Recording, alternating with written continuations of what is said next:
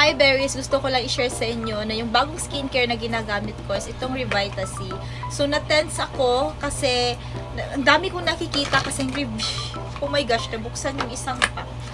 Kasi naka-buy one take one to ngayon guys, and nakita ko yung reviews nito sa sobrang daming gumagamit, and dapat subok din ako kasi 'di ba? Wala namang mawawala kung susubukan natin. So ito yung bagong skincare ko ngayon, and so far 3 weeks ko na siyang ginagamit at sumang-ayon naman siya sa akin. Meron kasi itong retinol guys compared sa Cersei Beauty na ginagamit ko before. Pero hindi mo talaga mako-compare yung Cersei Beauty sa Revita C guys kasi magkaiba talaga sila ng effect. Ang depende pa rin yun sa atin kung saan tayo hiyang. Kaya kung gusto niyo rin bumili nito guys, naka-buy one take one siya. Sa mga hindi pa nakatry, pwede niyo itong subukan guys. Siguro mga 14 above, pwede na. Kaya guys, mag-click na kayo dyan sa yellow basket and mag-try na rin kayo.